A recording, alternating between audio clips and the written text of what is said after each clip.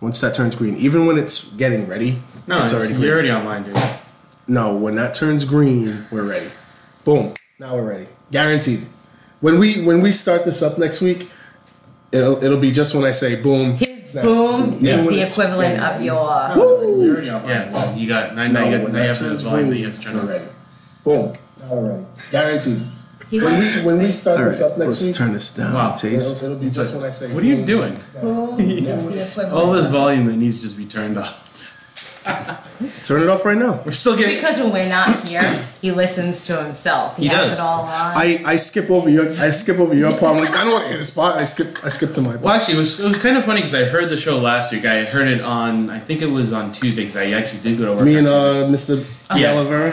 And it was absolutely awesome. It was great. You know what? No. It wasn't for the fact of the content. It was the fact that he kept interrupting you, and now you know how you feel when you interrupt her. Yes. Just throw that out there. It was great. Every time it happened, I was like, yes. I will guarantee you that we can listen to any episode, and I get interrupted more than anybody. Guarantee it. That's because you talk more than anybody. It's my show, I think, right? It's my Oh, wait a minute. Hold on. Whatever happened to... This is not my It's show. 4 stars. Yes. Where's the 4th star? Where's Edward Costa? Where is it? Co-star. Costa. Do you remember that's what you wanted to call him when you first met him? Yeah, I was like, hey, Costa, what's Mr. going on? Co-star. I love No, it. it's Costa. I know, but still. Yeah, ironically enough, one of those stars must be a little bigger. That's got to be TJ's. Yeah. Yeah, that's what I should do next time. Or make them all white, and I'll have one black star in the middle. That'd be great. All stars matter. Black Star. That was actually a group back in the day. Never mind. Forget it. All right. Welcome to City Talk. Hi. Oh, my dear Lord. We have TJ as our host.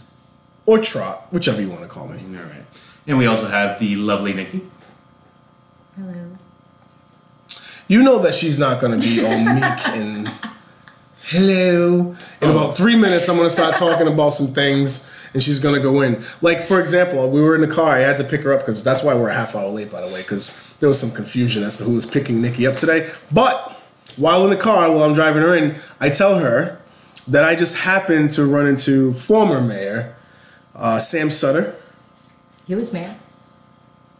And actually, well, I'm just gonna say it was a very nice exchange. My mother was with me. We all had a nice little conversation. But the simple mentioning of Sam Sutter to me, between me and Nikki, always reminds me, or reminds us both, and probably Derek too, of that time, fateful day in October when he contacted us on City Talk Fall River a couple of years ago. And we were all sitting in the chairs we're sitting in today, actually. And yeah, I think this was pushed back a little bit more, but that's all right. But we were. it was an interesting exchange. Yeah, sure was. Hey, Eva. It was great. That That I think was probably my most favorite moment was when his daughter allegedly walked into the room. And I say allegedly because, come on, like the way it was, if anybody goes and you listen to it, it's just fun to listen to. It's a fun exchange. So just a small introduction to that conversation.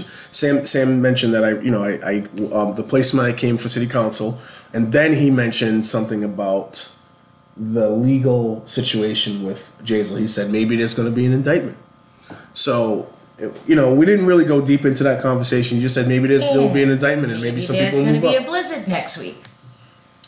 Well, segue into this article here written by none other than. It's supposed to be a snowstorm. Actually, it's not written by Joe. It's not written by Joe Good at all. I know. I expected this to be written by Joe Good, but it wasn't.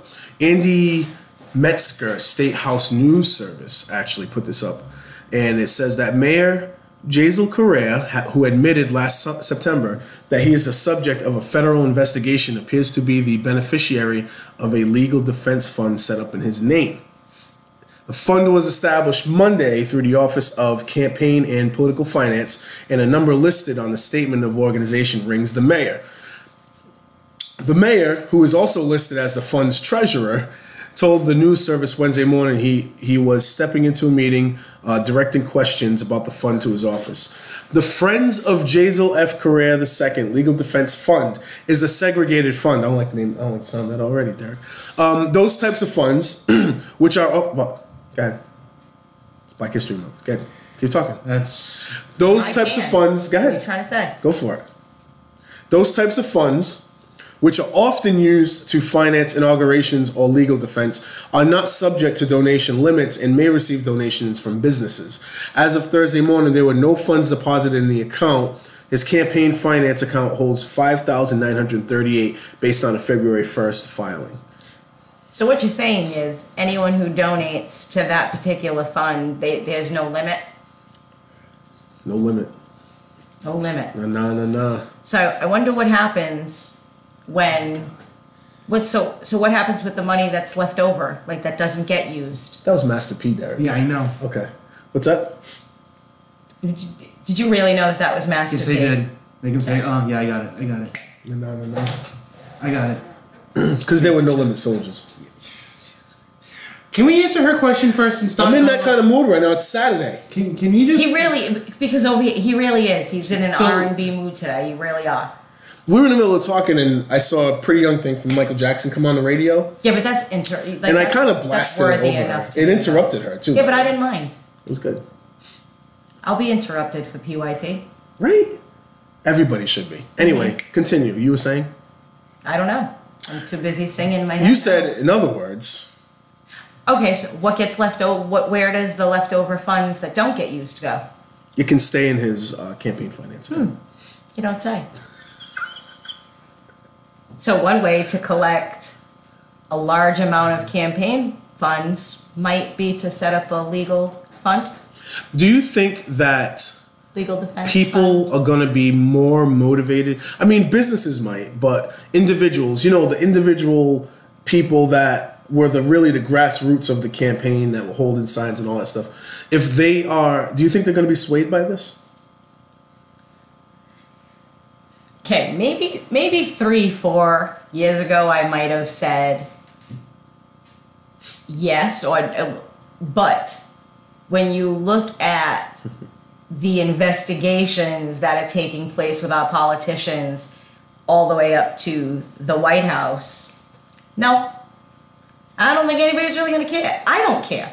Like, the grand scheme of things is all this stuff. It's great. Okay, so he set up a legal defense fund. I'm not surprised. If the FBI was looking into his stuff, maybe it's a good idea to set up a fund. I don't know. So it's good preparation. Yeah, I mean, I was always taught don't answer questions without a lawyer. In that context, Nikki, that makes sense that if I was accused of something or if somebody was accused of something, you'd want to set yourself up for a defense. But to take campaign funding to do it, that's a different. That's not something I appreciate. Nah, I don't.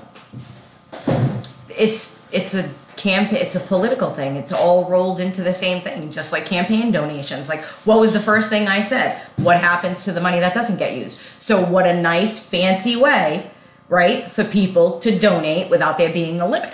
But I'd be less motivated to donate to someone's defense fund. Unless than there I wasn't would- anything really behind it.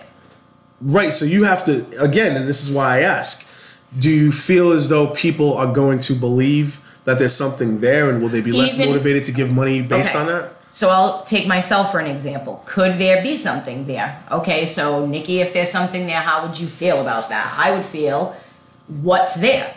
Depends on what's there. If he murdered somebody, no, I wouldn't be happy. So- but if it was just because people invested in something, they took a risk, no, because you take risks every day. I don't know. I'm not seeing any kind of paperwork. So the Herald News reported, after months of public denial, that Correa admitted that he is the subject of an FBI and U.S. Housing and Urban Development investigation that involves the mayor's app company, Snow Owl. I know that at the end of the day, I'm not going to get into trouble because I didn't do anything wrong. I have faith in our legal system. I have faith in the competent people that work with me on numerous different issues, including this one. And let's see. I mean, I appreciate him saying that. Flanagan didn't answer any questions when he was under investigation. That's the other half of it. You look at somebody who literally, we saw his text messages, so we saw his words. Okay, they might not have come from his exact phone, but they were Paul De Silva's text messages. They were Ann O'Neill's text messages to and from Flanagan. We know what was written in those text messages. Do people give it? Nope. They still, they listen proudly. Yeah. You know what I'm saying? So in today's landscape, do I believe that it's, I don't know. It depends. For me, it just depends on what he did at the end of the day. All right, so Is it going to be worse than some creep trying to throw my friend in jail? maybe, Maybe not. maybe not. Probably not.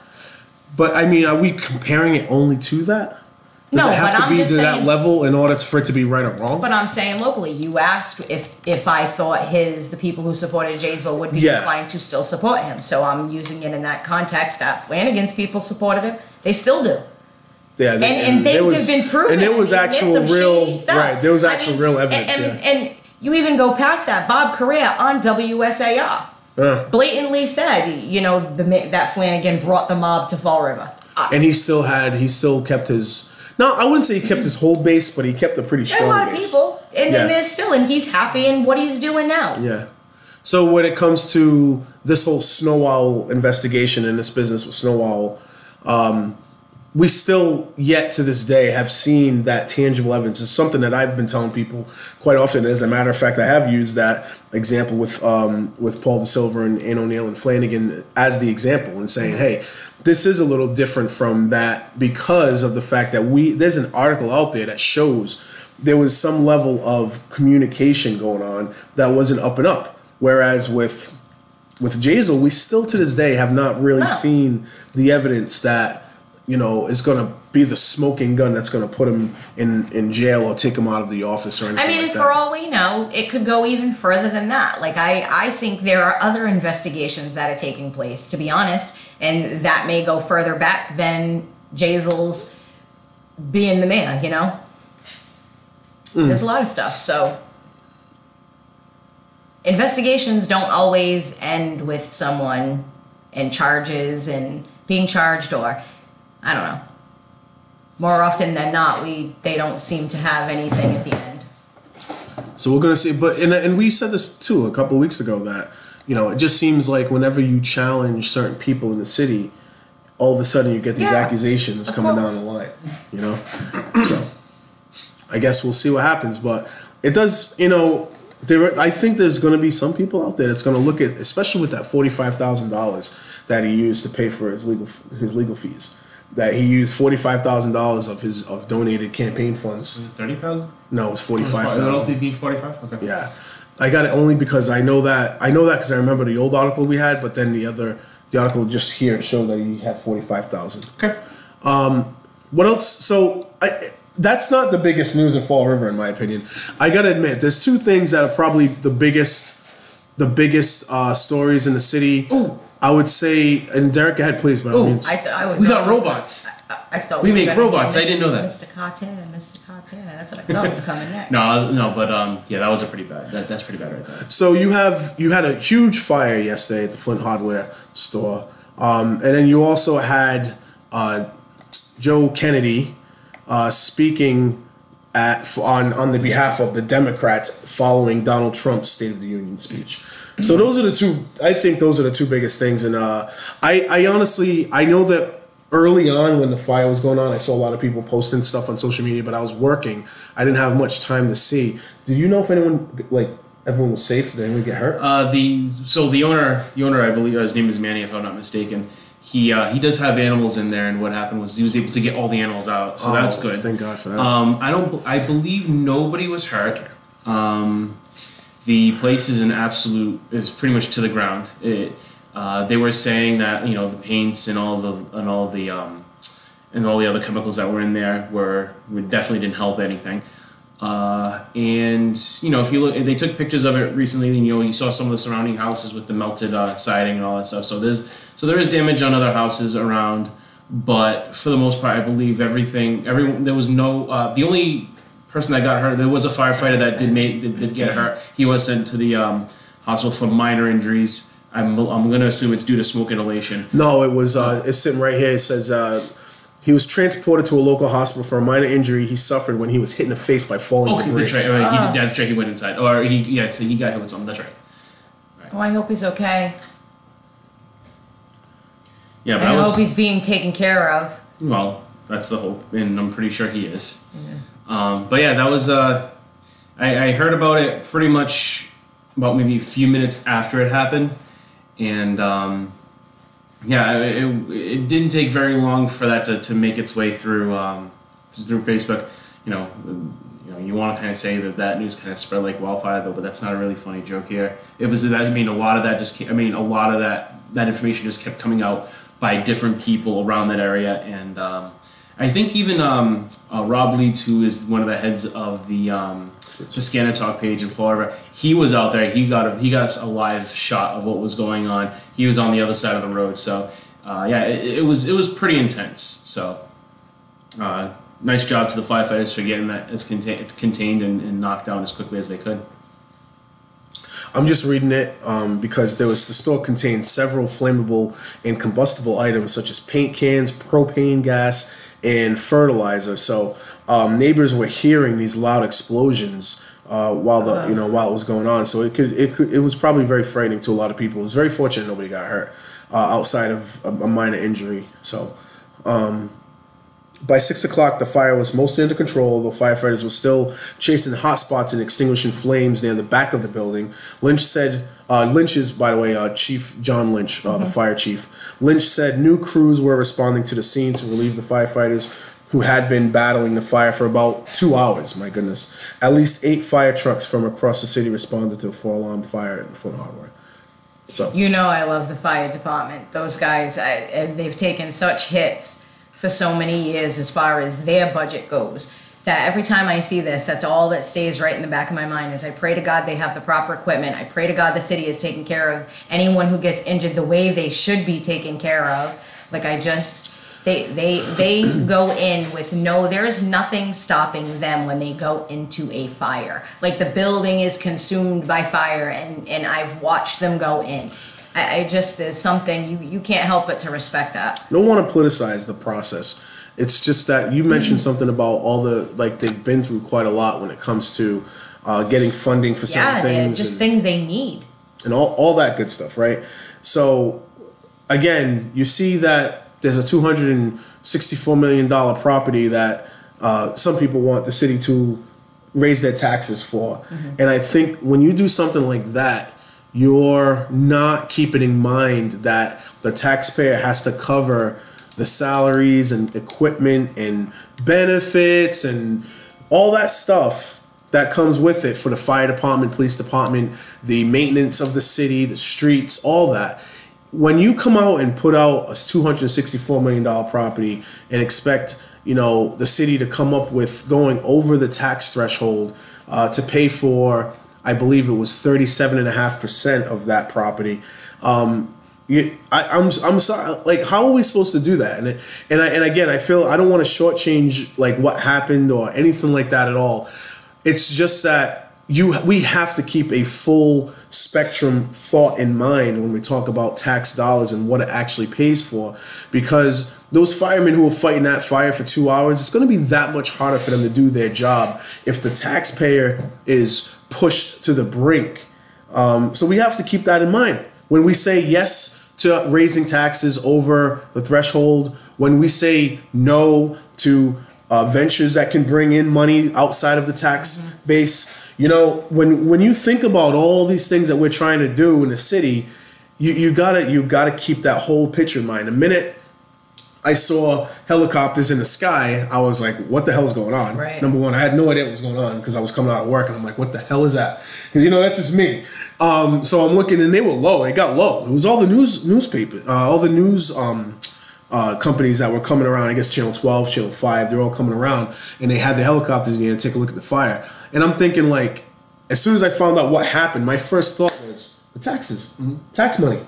What, do these guys have the apparatus? That's exactly right. When as soon as I heard that was on the Flint Hardware store was on fire, I know that these guys, are running there and they're going in, and all I could think of, and then I'm saying, please God, make sure they have the right equipment. Please God, make sure they have the right equipment, because I know personally, just from looking at the budget, what they lack. what they've gotten and what they should be getting. My first thought when I see helicopters flying around that much, I think of the movie Goodfellas, right? You know, how he was driving around and you got the helicopter following all over the place. But I was also thinking of, like, maybe there's a manhunt going on. Maybe there's a guy or a criminal running around that they're looking for, or driving around they're looking for. So I was already thinking of that piece of where does our tax money go to take care of these things? That's what I'm thinking. First thing off the bat. And then I realized it was a fire after looking on some social media and realizing it was a fire. And I was like, my thought process was the same. And guess what? It would be the same no matter what it was. If the helicopters was over Durfee, worried about some kind of riot in the school, we're constantly thinking, I guess we need to constantly be thinking of, eventually this becomes an expense in the city, and we have to be cognizant of this when it's good. When things are good and when things are fine and they want to raise taxes or they want to buy a new school and all that, and they don't have any catastrophes going on, now that we have these things and now that it's all happening all at once, it seems like we have to keep our minds focused on, like, the entire picture, not just get hyper focused on one. Yes, there needs to be a new school. Yes, that school over there right now is an abomination and all that other stuff. But guess what?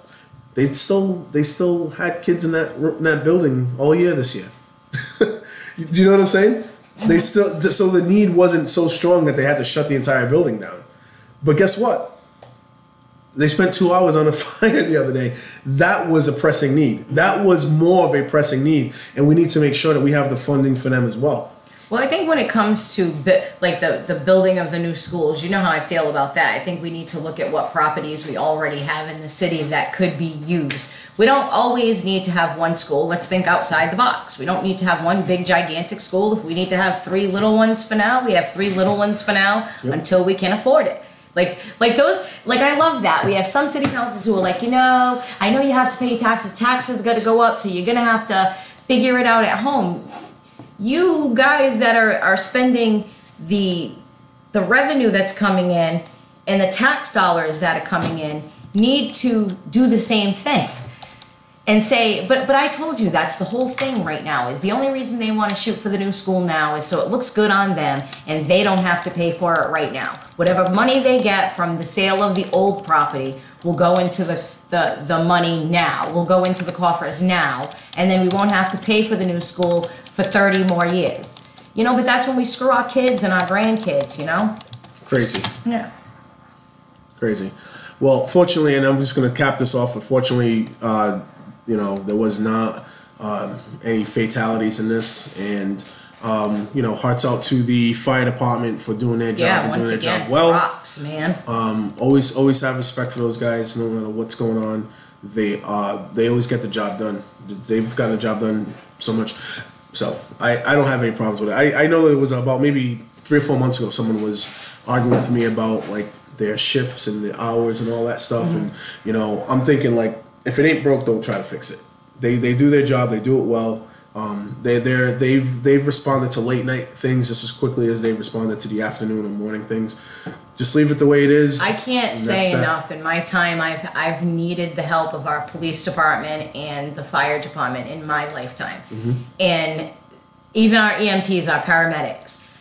It's always been a positive experience on my end with them. They've always been caring. They've always, even as a child, they were always good to me. So I've always had the utmost respect for them. That's it. We just got to make sure they're all taken care of.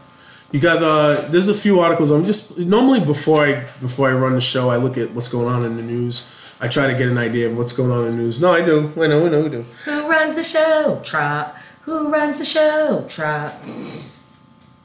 You said it. I just sang it.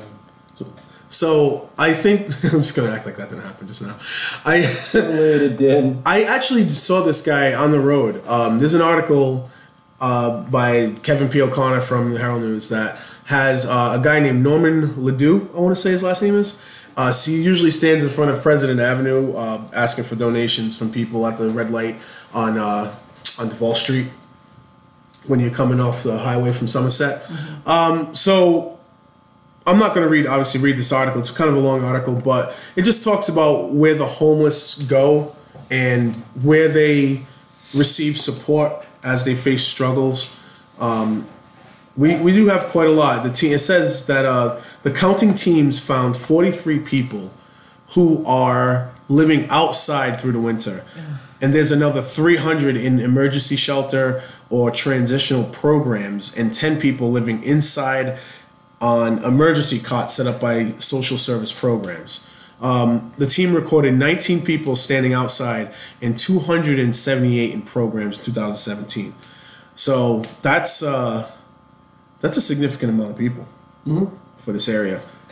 And it's heartbreaking because you know what? A lot of people say, you hear a lot of people say, well, why don't they just go get a job and they won't be homeless? You know something? We cannot just, as human beings, walk outside and find a piece of property and grow some vegetables and some fruits and build a house. Because let's face it, if we could do that, right, would we be slaves to taxes? Would we be needing to pay taxes? No.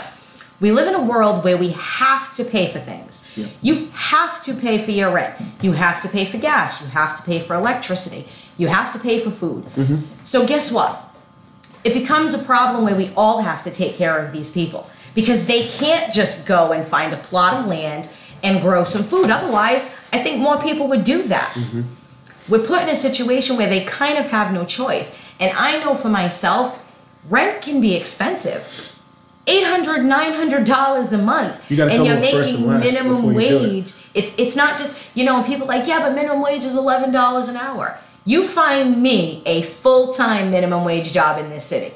You are not finding a full-time minimum wage job. You're finding part-time. No benefits. Without anything. And then you're going to work more than one job. And let me just say, I've worked for employers in the past who will not change your schedule. Oh, yeah. To where, it's almost if they find out you have another job, then they make it more difficult for you to work any hours at a second job. So in the world that we live in, let's be real about the way things really, really are. It's very difficult for people to be able to, not everybody, there are people who throw away their drinking or they're alcoholics, they have addiction, or they're sick. There are other people who are in different circumstances, but everybody needs to be taken care of. I'm done with that whole, we can't just go and pick out a plot of land. If we could do that, then I would feel differently. We can't. So it says the hardest thing is to get up and get out of that tent every day. Everything is wet, and it's not like you can just get up and brush your teeth when it takes an hour to get to work. So this person, I guess, is homeless and working.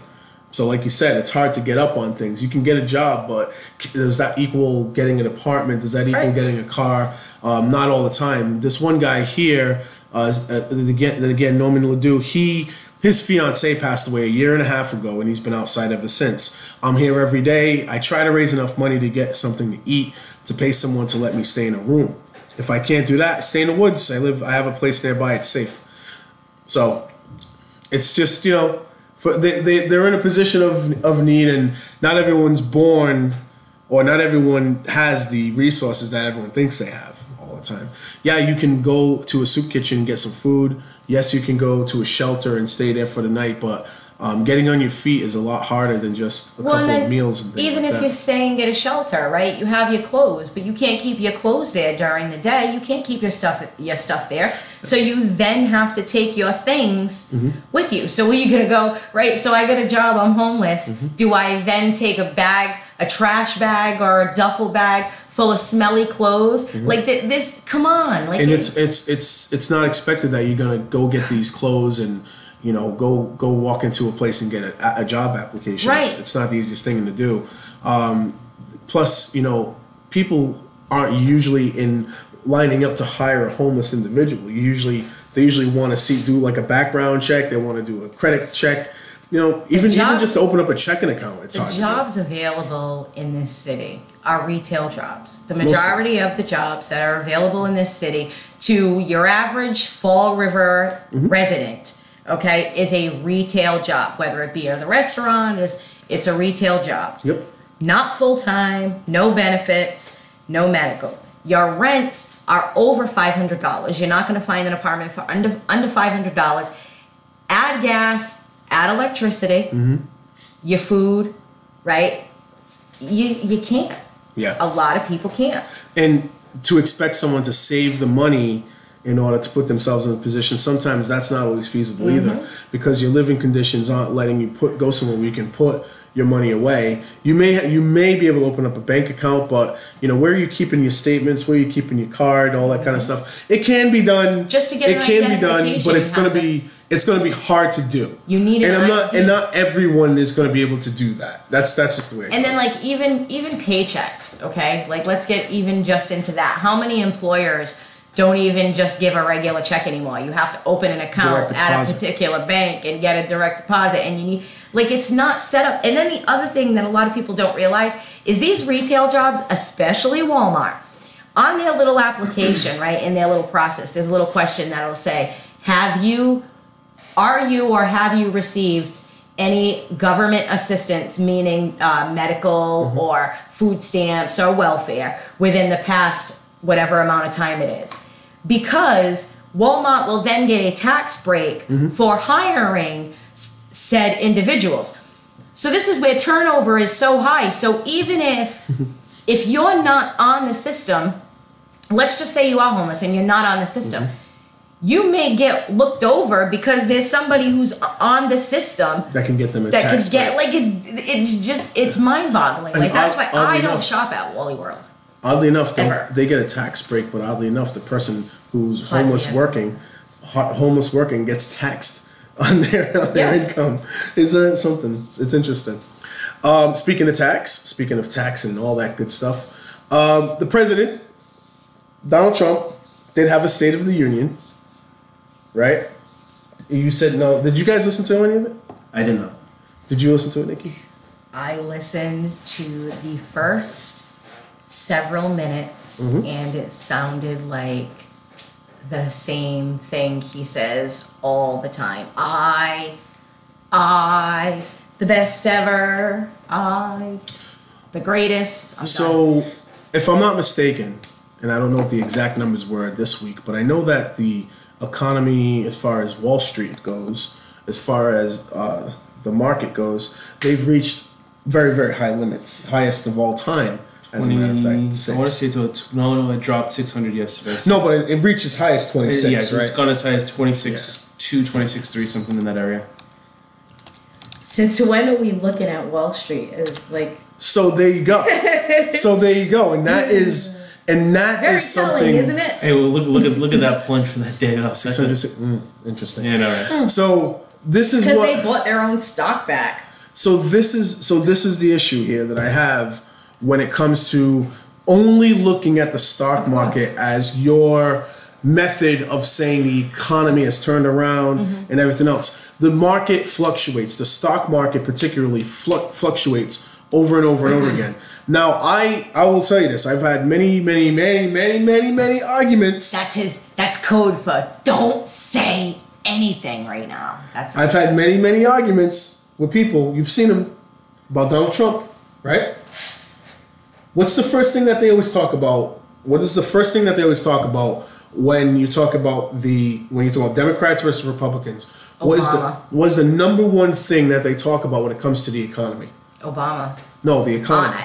Honest to God, I've yet to hear anybody talk about anything positive with Trump.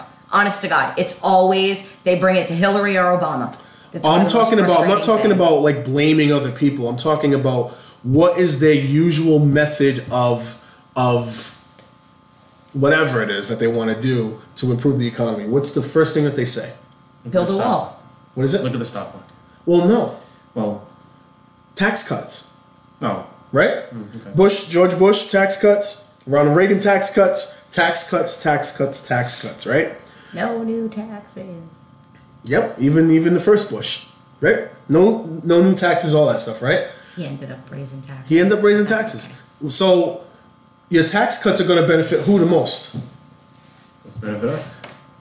Corporate taxes. No, corporate, okay. Stop asking us because we keep giving the wrong answer. I like this. I'm kind of enjoying this. We're just going to keep I'm like, where is he going with this right now? Well, did Donald Trump really do something out of the realm of economic, prosperity with tax cuts? No, he screwed us. He just did what most of your Republicans are going to do if they become the president anyway, right? I won't say he'll screw us. What I'll say is we need to be cautious and unfortunately wait for the results. because while I was applauding Bill Clinton and what he was doing in the 90s, it screwed me royally 10 to 15 years later. Of course. So when everybody is applauding or people are getting upset, I say, like, we're not really going to see the results. Bill Clinton, probably more than any president in history, screwed over Fall River particularly.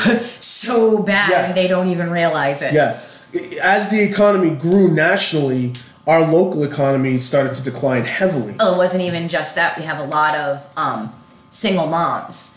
And Clinton was a big part of the welfare to work, which is where I got twisted up in because I was a young mom, so I was on welfare for a short time.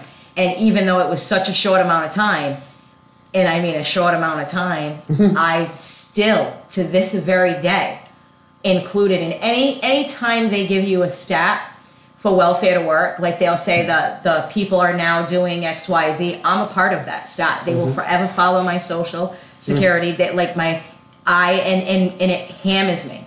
Every single time I try to do something, it follows me everywhere I go. Worst thing ever. So the tax cuts Didn't help at all. the corporate tax cut, what that did basically was that gave the United States, it gave businesses more incentive, or in theory gave businesses more incentive to start building more in America as opposed to other countries where they can get those benefits from, right? Now, so that in theory is supposed to help America, right? It's supposed to help out American workers and American factories being built and all that kind of stuff. Now, that's one thing. The other piece to it, which is the real reason why I think the stock market exploded like it did, was based on the fact that there was a lot of deregulation that came with the Trump administration as opposed to previous Republican administrations. They took down, and I think the list is very, very long. They had a scheme ready for when Donald Trump became president. I think it really comes from the Pence side of things. Yeah. But they had a scheme ready of deregulation that really, like, there was only one direction the economy or the stock market, actually I want to say the stock market can go, was up, because it benefited large corporations. Yeah. And that's the thing, unfortunately, not every business is going to take any of those dollars that they're going to get back and put it into their employees. The smaller companies are going to be the ones who do that, and they're not going to get the breaks that they should be getting. So the method of talking points that came after this huge stock market explosion, based on two things: tax cuts, particularly the corporate tax cut, and deregulation, is that when that exploded, without a doubt, when the stock market does well, anyone who has a 401k or an IRA is going to benefit from that particular raise in that moment in time. So the talking point was, hey, he might be a jerk, he might say this, he might say that, but guess what? Your retirement's going to be great. I had people telling me that on my own social media. That's crazy, but what they don't understand is, as much as they think that it's great now, in another 4 years, 8 years, guess what? It's going to screw you royally. And I've had a few people try to argue with me, and I asked them, have you read the tax code? If you yourself didn't read the codes and the changes within the tax code, don't comment. Because if you do, you'll see clearly where you're going to get screwed in the future. You'll clearly see that couple of years and you're going to be right back to zero. Right now, it's just to make it look good. One, it's midterms. Two, they want to hold their spot. So if they make it look good in the short term, right, which is why they usually say 2-3 years is the cushion, right? After that 2-3 years, then the next election is up. So if things look great, they get their next spot. Then they don't care. That's where you'll see it. Now let's continue on, right? So let's continue on with this, right? So you have a good market, numbers start to show, like you said, could be temporary, right for the moment, whatever you want to call it. But it's what the general consensus is right now that they're pushing out, and they're not getting many arguments back, is that the economy is in better shape right now. They're buying their own stock.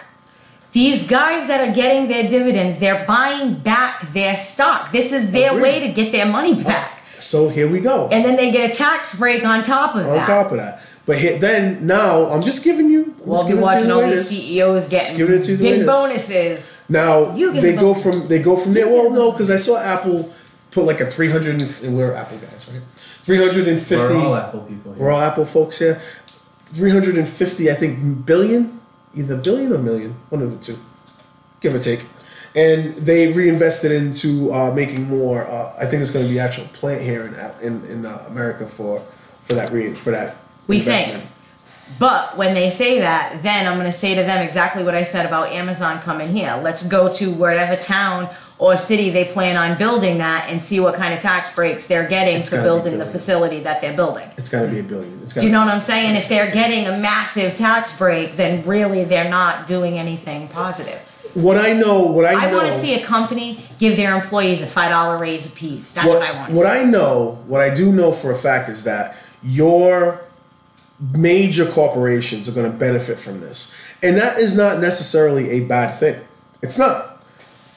Where it falls short is that there's always been this imbalance. If they think that the government is going to be the answer to our problems, whether it's economy or city-run things or anything like that at all, then when you take away tax money from one entity and put it towards another, you're still putting yourself in a position to pay for something else that's needed.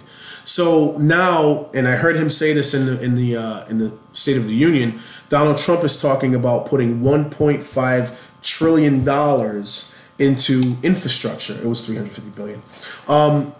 So now he wants to put $1.5 trillion into infrastructure, but there was kind of a hitch to it. It's not going to go to cities. Yeah, do you see the smile on my face? Because it's like our local argument, our local trash argument was like a metaphor for what's about to take place on a federal level. So it's not supposed to go to cities necessarily or states. The investment is supposed to go to private companies that's going to be in charge of building the infrastructure. Public-private partnership. Believe me, that's what I said. Right. It is a metaphor for what. Well, this is the reason why I'm talking about these things, because a lot of these things do end up becoming relatable because it's all on a similar scale. Smoke and mirrors. Because how many times did I tell the guys who actually worked for the sanitation department to speak up? They're the ones on the front line. You guys are the ones who could save money, and they didn't. And then what happened? They got screwed in the long run. They sure did. And they backed the wrong people. They sure did. And that was the problem. It's happening, and that's exactly what happens at a federal level. They back the wrong people. It's a good talking point, but they don't look at the details. So this is the reason why I continue to go with the talking point. Read the details. Because right now the talking points are in full effect right now for the Trump administration. And he's still the most dominant story in the news. It's the reason why he got elected. It's the reason why he's going to get elected again. Because they're controlling. I've been telling you this. I've been saying this for a while. If you can control the narrative and you can start to plant the seeds in people's heads, you get their votes. He's such a puppet. Like, and it's not even him. Like, people like, Trump. I'm like, oh my God. Or like they say, he's so for the military. And I could cry. Like, because I grew up listening to my great-grandfather, God rest his soul, talk about World War II and the things that happened to him. When this guy gets on stage and calls other countries negative terms, I'm thinking, what about our military men and women that are actually sitting there? What about them? He's not worried about them when he's saying my button is bigger than yours. He's not worried about them when he's insulting John McCain. Are you kidding me? You're going to insult John McCain? You bone spur draft dodging moron. You're going to insult somebody like John McCain? I just can't with that. Like, I can't deal with that. So going back to the controlling the narrative, they are now in full effect. They got some of these numbers are looking good in their favor. I heard him say, I couldn't believe I was listening to it. He said that black unemployment is at the lowest number of all time based on his policies. I'm like, I wanted to know what policy did he write that made it easier for black people to get a job particularly. You know what I can't stand? I don't think that exists. You know what I mean? I can't stand what? The fact that they separate it.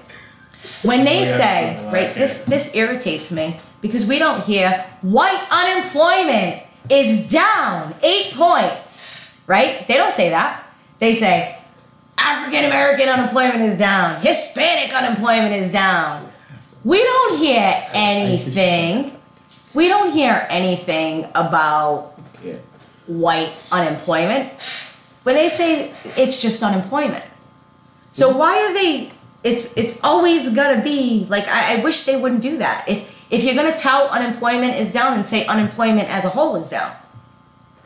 I think for them to say, for him, whoever it He is that tried wrote to that, get points. yes, and You the idiot. Black Caucus was sitting there like, Yeah, I saw it. yeah, thanks, Don. It's But embarrassing. but a lot of the trends were already in motion when, and I had an argument with Josh, my buddy He Josh. calls them the blacks. Like He likes Donald Trump, right? So he and I were kind of going back and forth for the week here. I do too. Back on The Apprentice.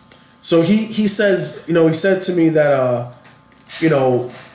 I said to him that a lot of this stuff was in motion before he took over president.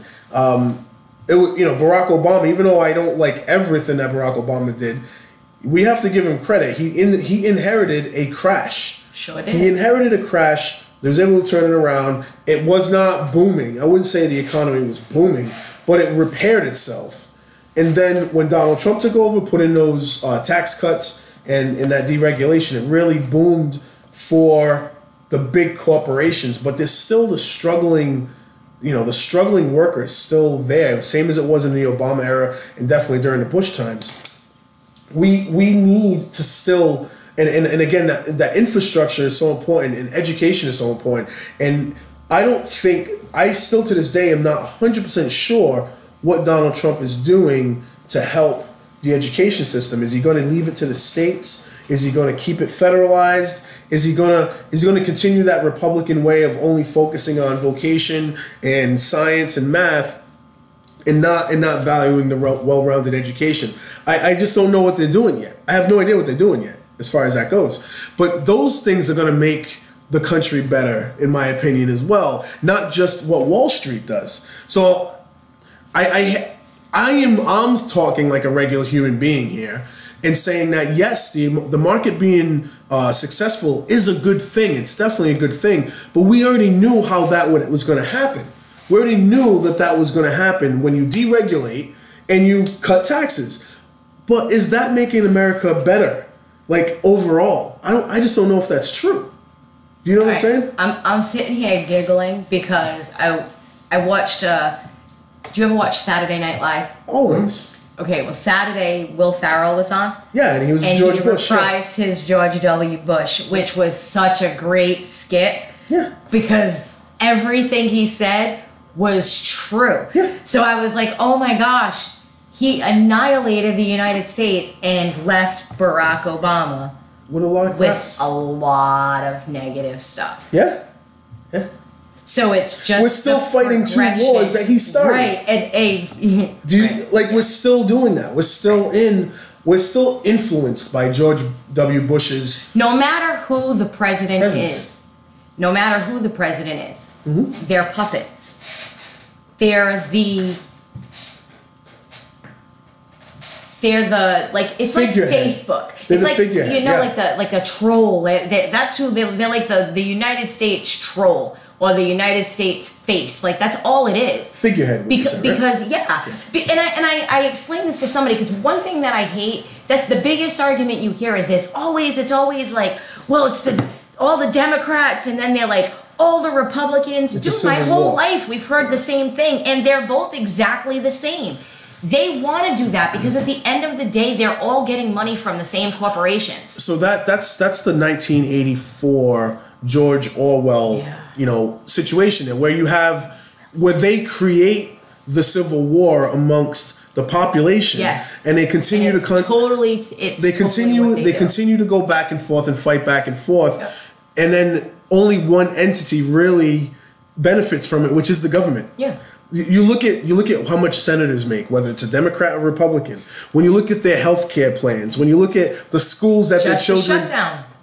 when you look at the schools that their children go through and all that stuff, one group of people is making it out of the other group of people, like hands down, hands down. And even when you are a millionaire, even if you're a self-made millionaire or if you're a corporation that's been millionaires or billionaires for decades, that group of people in government is giving them tax cuts to keep them on their side. Exactly. So you're continually seeing a separation, a divide between them and us. right? Now, I just need to continue with this for a minute. When you have all these talking points coming out, and you have all these little, little by little, he's starting to get more on his side when it comes to, his political power. What are the other parties doing? Who is their person? If it's Hillary Clinton, I guarantee you right now, you're going to see 8 years of Donald Trump. They don't know. No. That's the problem. Remember I said that's part of the issue is we don't want either side. That's the problem. The Republicans tried with the Tea Party. The Democrats tried with Hillary Clinton. And the United States said, the voters said, screw you, and they gave us Trump. That's the whole point. Years and years and years. That's why we had Barack Obama. It's why we had Bill Clinton. It's why we had George Bush. It's been like that for years. One side. So you know what's going to happen midterms? We get the House. Who's we? The Democrats. I say we because that's my voting party. Is we get it goes right Are you back a Democrat? to Democrats. Okay. I most of the time I vote Democrat. The last few elections I have voted Republican. I voted for Baker because I was sick of what was going on with the Democrats. But this is where I want to ram my head against the wall. And I said, I feel like Donald Trump is the Trojan horse for the Democrats. Mm-hmm. Because he's obliterating everything that I thought that was positive about the Republican Party. And I call myself a Republican a lot of the time. Mm-hmm. I say I walk the line. The things that I respected most about the Republican Party, I feel like he's obliterating. And it's not looking good. Derek, are you a Democrat? No. What are you? I'm independent. I'm a human being. I'm a human being. I have no party affiliation. I choose what's best for. I just listen to both sides and go with the side that sounds good. Well, let me ask you something. If Hillary Clinton is who the Democrats get behind one more time, it won't be. Oh, wait, all right. I'm going to tell you right now. It's probably going to be Kennedy. I have a very weird. So stupid. It's stupid. It's so stupid. I agree. Dumb. Yes, Dumb is. I agree. Dumb. It's gonna be Jill. It's gonna be Gillibrand. She's gonna be one of the other ones. They're gonna try. I'm telling you. I just Winfrey. No. Hell no. No. Michelle Obama. No. Yeah, I don't think so. Okay. I don't think so. I don't think she'd go back into the White House. Her daughter's. All I'm saying is that every name I throw out there, there's either a or a Whereas Donald Trump, I'm telling you right now, he's gonna come. He's gonna be a lot stronger. Well, it depends. I'm telling you. It depends. Like that's the way. But this is why they're puppets. So let's say he all of a sudden is like, I'm just gonna work with everybody. And he worked with everybody. That's exactly what the American people want, is somebody who's going to sit at the table and come up with the right... It's not one or the other. It has to be together. If he could do that, then he would get the applause. Mm-hmm. He would. I would appreciate that. I don't often have to agree with you, but if you're voting in the way that's best for the country as a whole, I'm going to back you. Mm-hmm. So he could. He's got the opportunity, but... He tweets. He tweets things like, my button is bigger than yours. He tweets things like about the Women's March being all about himself. He made the Women's March about himself. Yeah. Like, I'm not voting for you, man. And he consistently works on burying... He's a buffoon. He works on burying the previous administration. Yes. Which is something that I think that right now he's in a position to succeed based on... the pulling out of the crash that Obama did. Obama was not a perfect president. And as a matter of fact, there are a lot of policies that I took issue with that he did. So I'm not sitting here as a Barack Obama supporter saying this. What we do give him credit for, because people have negatives and positives about themselves, what we do give him credit for is that when he inherited a crash and he was able to stabilize things and move it in a better direction. It wasn't great, but it was better than it was when he took it in. Whereas Donald Trump has an opportunity here, it's almost like he has a clean slate where he can actually make policy that can improve and push the country further ahead. He has obliterated the office of the President of the United States. I believe the United States has become a laughingstock. I do not believe that we have the respect that we had 2 years ago, 3 years ago from the world. And one of the things that I have always respected about our presidents is they have always held that office with the utmost respect when the following person took the office. Yeah, no matter who it was. No matter who it was. You never heard Barack Obama say anything about any previous president. Bill Clinton didn't say anything negative about previous presidents. So to hear him insult our presidents of the United States, to me as an American, is like, I really do get fired up when people... I haven't noticed. He gets mad that people want to kneel and protest a flag, but he can insult former presidents of the United States? And, get the hell out of here. That's a great way to frame it. I can't even. And I was raised, like, my great-grandfather, God rest his soul, cried when he talked about World War II. So when he gets on stage and he can insult someone like John McCain so badly, or even just insulting the FBI, like, what the hell is wrong with you? You're supposed to be the president of the United States. So for him to do those things, it shows actions speak louder than words. That's treason. So he has a full speech going on where he's trying to look like he's, you know, the guy that's going to try to bring everyone together. But you can't spend 364 days of your life ragging on everyone, insulting everyone, telling it's going to be his way or the highway, and then the last 3 or 4 days of the, you know, of the time frame is he going to now say, oh, we need to have policy of love, or we need to come together and do this and we need to do that. You can't do that. Yeah, no. You can't do that. Bygones can't be bygones like that. You cheated on us. Because 3 minutes later, he's going to be, if you don't do everything he wants you to do, he's going to go right back to the bullying, insulting, and all that other crap that he likes to do. He's a big baby. I just can't, he's not the person who should be in the White House. And I believe the person in the White House is the person who is representative of the way our country is supposed to be, and he ain't it. Sorry. So I was in the military during George W. Bush's time. I've always had the opinion that George W. Bush was the worst president we have ever had. And to what you just pointed out, Barack Obama never really, I mean, there might have been some kind of commentary, I'm not sure, but he never really over and over publicly berated the former administration nearly as much as we've seen this current president go after the previous administration. And all previous administrations. And it shows that, to me, it shows that, number one, he is not really, you know, appreciating the position he's in, the power that he has. He's not being responsible with the power that he has. And, you know, Wall Street's success can only carry you so far. Now, his talking points and all that stuff, and, you know, they're going to keep on pushing it. But at the end of the day, you know, he's going to have to bring more to the table than just tax cuts and deregulation. But I have no problem giving credit for where it is today. But if that market goes down, is he going to take responsibility? That's the worry I have. As a human being, I'm not a Donald Trump person. He's not a good human being. If we were to, like right now, you said the Dow plunged 666 points, which can be recovered. But let's say it starts to decline. Is he going to start taking credit for that? I'm not worried about that, right? I want Trump to explain to me when I go into the market why a pound of hamburger is costing me $5 and $6 bucks bacon a piece. Like those, the price of bacon, Derek. It's not even just through the roof. We're talking fruits and vegetables, right? We right now can walk into the supermarket and get pretty much whatever veggies we want in the middle of winter, right?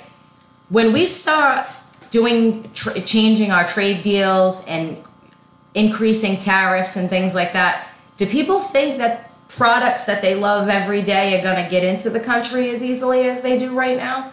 If the rest of the world doesn't like us, we're screwed. Regardless of what anybody thinks. America first, yeah! You can't be alone.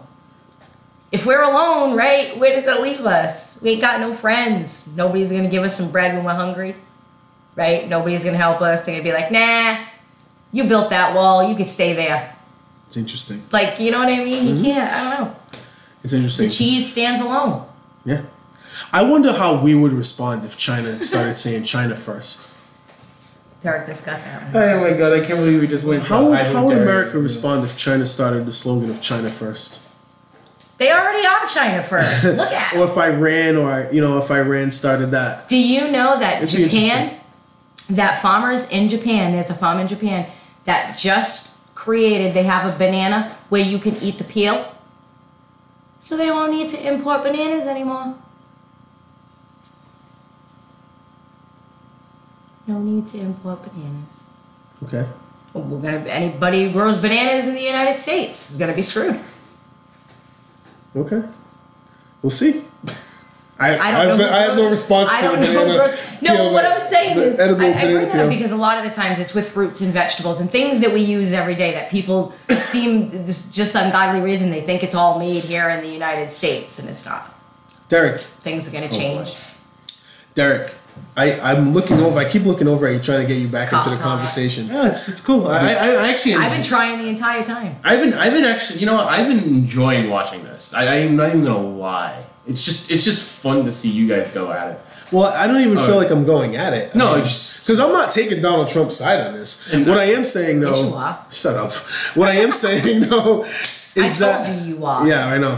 What I'm saying is that I'm predicting what's going to happen over the next few years. They're going to keep on jumping on these talking points, and if you as a person who wants to see somebody new come through, or you or whoever out there, realize that no other party is doing as much right now to pump up their candidate as the Republican Party. Right. Not even close. When George Bush was in his second term and people weren't really sure who was going to come up from the Democratic side, Barack Obama comes out in 2004, comes up with a pretty significant speech that puts him on the platform. It's so bad now that Oprah did a speech at an awards show and people start talking about, oh, she could be a presidential candidate. That's how bad things are for everyone else. Do you know what I'm saying? Yeah. Donald Trump can play more golf than anyone in the history of the PGA Tour as a president, and he's still cool. Why? Because no one else out there is picking up the news. No one else out there is making noise. No, I think there's going to be a... Joe Kennedy had slobber all in his mouth when he did that. See, what Did you see that? though, Did you see that? It wasn't. Did you see slobber. It was. I'm gonna show you a photo. It wasn't slobber. I'm gonna show you a photo. You tell me what that was. He's not gonna stop. Don't do it. No, I don't care. No, this is happening. No, don't. It's awesome the fact that he Googled Joe Kennedy slobber. Look at all that. No, don't do that. Look at all that, man. Go to Google Images, man. It's all you see. Have you ever worn makeup? No? Then leave them alone. I'm serious. Talk to women. You know how they show pictures sometimes, like at the award shows, and then you'll see like Rihanna and she's got these like white things under her eyes. I don't know anything about that, the makeup. Man. I don't know anything about that. All I know is that this guy went up there. Come on, I can't look at that picture anymore. Speaking in rebuttal, and it looked like he took a sip of milk and forgot to wipe his mouth. Maybe he just woke up from a nap. I'm not sure what it was, but it wasn't. It's not capturing the audience of the United States of America. It's not. Yes. Got milk? Exactly. It was not capturing the voters. No, it was not. It was not. It was not a revolutionary speech or anything like that at all. It was. I think the Kennedys should let things lie where they are. There's nobody out there right now outside of one guy. There's one guy that can probably pick up the speed and the pace. And nobody wants it. And not on his side, because he's actually a true he's a true socialist. Yeah. He advertises himself as a democratic socialist. Yeah, they don't like that because at the end of the day, right? That and if the majority of Americans, that's where they would lie. Right, he would be that's right where they would lie. Would be right there. The only guy, this is I'd love to see him choose a Republican to run with. Bernie Sanders and Bernie Sanders alone was the primary difference maker in the entire election because they were both fighting for Bernie's support when the primaries came through, and Hillary Clinton wanted to bury Bernie so badly because she just could not deal with someone who she challenges needs to her go popularity. away. Right? She needs to go. She could not deal with someone challenging her popularity. So she got this fool, Tim Kaine, is it? Yeah. Woo! Did you see him talk? Unbelievable. Yeah, because at the end of the day, the elites don't want Hell no. anything like that, and that's Democratic elites and Republican elites. So, to be truthful, from my perspective, Bernie Sanders scares the crap out of me when it comes to, you know, him wanting free things and raising taxes and all that. There are a lot of His things that are policy, questionable. But his policy is scary to me because now we're going into a real, like, legit socialized process if he becomes the president of the United States one day. Whereas I think even without him, we're gonna inch toward that way. I think you're right on that. At least medically, I think there are going to be certain instances educationally, too. where they're going to inch that way. I think economy-wise, they'll keep things as private as they can. Yeah. Republican parties will. I think And Democrat, it's both. some. I don't think all Democrats, but some. But as long as there's a Republican entity that's involved in the congressional process, I think you're going to keep that. Your private companies are going to still thrive the way they are. However, when it comes to education and when it comes to healthcare, they are federalizing it, and that's just the only direction it can go for them in their line of thinking. I think it was even going to go that direction, even with Republicans. No matter there who's are there. even some Republicans who agree with it. They're not as loud and boisterous as other Republicans, but there are. You're big on educational policy. What was the best and worst education policies you've seen a president run?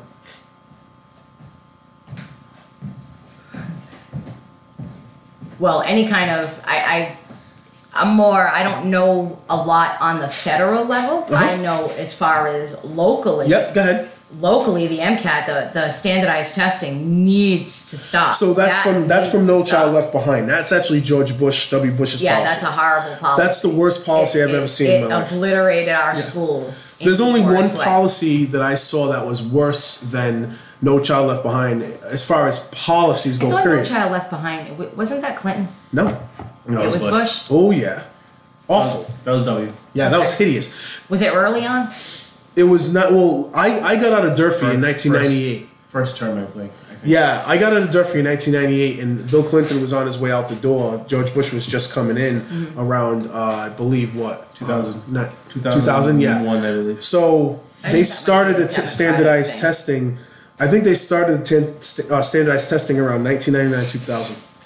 Yep, that's. Well, did you know they've been doing standardized testing in Florida forever? I have from when I With was the emphasis in, of power over your but education. that it was the same thing. It was even called MCAS. Yeah. The test that because I have one of 2002, my by the way. results. 2002. 2002. It was 2002 is when it started. What, the MCAS or Left Behind? The Left Behind. Oh, okay, yeah. All right, cool. So the MCAS thing, and I would give teachers more And support. The testing for students and the testing for teachers, because it's brutal. Their testing, I've seen people take those tests 4 and 5 times. Over and over and over again. The MTELs, I believe they're called. I've seen. MTELs are for college. I think college. That's to. But it's to become teachers. It's to But there become are a teachers. lot of people who are teaching in our schools who are in that position where they're waiting to take their MTELs. So this is where I'm saying there's a problem there. I don't think there's enough of support at that level either, educationally. Maybe there's something missing, because if we're having kids graduate from college but yet they're not able to pass that test, there's something missing. No? I mean, I agree with you. I mean, I know a friend of mine that has been trying to take the MTELs. That has taken the MTELs a See? number of times. It's crazy. And this person can't seem to get to that magical number. And I feel like it's a monetary thing, because every time they go for the test, they have to pay for it. Every time, yeah. So it's almost like there's something intentionally there that doesn't allow them to pass the stupid test, so they have to take it more than once. So I'm looking up an article from 2000 when George Bush and Al Gore were going against each other, right? So it says both candidates are emphasizing education. Their approaches are quite different. Bush focuses on making schools more accountable for their students' performance. It talks about the importance of local control, which Didn't happen. And then in this one it says Gore, by contrast, would increase federal spending by 50%, 115 billion over the next decade, and he would have the federal government contribute money to teachers to raise teachers' salaries and blah blah blah. So both of these people ran on different platforms, right? But they both had to end up doing the same thing. It came down to federalizing it and having the federal government in charge of education. It can't be done that way. Yep, and what ended up happening was when the money got sent to all local places, by the time it got into the hands of the people who were spending it, they were putting it into their own pockets and giving their own friends raises and hiring all kinds of people that shouldn't have been hired. And you're gonna see $1.5 trillion go to private companies to fix infrastructure in America. And just look at our prison system, how great that is. Instead of having a system where your people, your local people, have a say in what gets fixed in your town. Instead of just giving the mayor a bunch of money, or the governor, or the state rep, or whoever a bunch of money, allow the local entities have a say in where this money can go. Mm-hmm. You know, people might get together and say, "Hey, guess what? There's a wooden bridge over in Brightman area that probably could use." Yeah, but it's going to be the residents. It can't be right. It can't be like the city council. No, of course not. No, look where that is. No, that's exactly what I'm saying. So put everything to a vote. I hear you. Give the money to the city. Then the city can put together a contingency of what it needs fixed in this around, based on the input of the neighborhood, right? Yep. So then they can put a list and say, we're gonna put money towards these projects in the city. Boom. Then let the people be a part of that process. Yeah, but you know what they'll say, Trot? That costs so much money. We're not gonna be able to call everybody. And I say, but you have the all call. I get phone calls for games that have nothing to do with my daughter's school. I get constantly called by the city for certain things. So why couldn't they do some kind of a survey that way to see what would be? We're all supposed to figure out that there's a parking ban? Yeah. Right? And yeah. D. Don't forget the D. No, I'm just saying the distribution process of the parking ban is, what would you say, flawed? Yeah. Mm-hmm. Would you say flawed? Yeah. So why don't they just spread it out that way? Why don't people just, when you look out the window, you see snow out on the street, be like, let me park on the right side. Like, to me, that's too much. That's going way too deep. We don't need our hands held. It's crazy. On my street, it's the left side. Sorry. Whatever side. I said the right side, meaning the right side. Correct. Right or wrong. Okay. The not correct right side. or left. Well, the appropriate side. The correct side. Correct side. The side you're supposed to park on. Affirmative. Park. Car. Wow. On the street. In the corner. In the yard. Yeah. People did that for, actually, a neighbor of mine did that for I can't stand that. Whenever I go somewhere, people ask me to either say water or car. And I hate it because they expect me to sound like I'm from Boston, and I don't. I'm like, I don't say it like they do. And just make people happy. Just do it. It's funny. And then 2 minutes later say it the right way, and then Water you're like, is what the happened to word. your accent? And you asked me to say something. I sound silly when I try to get rid of mine. If I try not, like I'll try to pronounce my R's, it doesn't work. It sounds so stupid. If you try to or try. Oh no, if I try to. Really? Like if I'm focused on it, oh yeah, awful. Really? Awful, yeah. So I'd rather just speak normal. Okay. Not normal. Normal.